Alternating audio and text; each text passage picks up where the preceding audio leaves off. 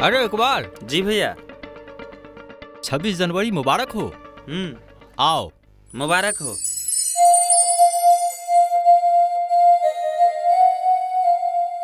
अरे श्वेत, कैसे हो? बढ़िया है। अरे आज कम से कम आज के दिन तो तुमको बन ठन के चलना चाहिए। हम भारतीयों के लिए आज गर्व का दिन है।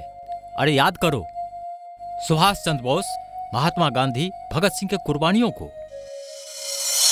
अरे हमारा भी तो कुछ फर्ज बनता है।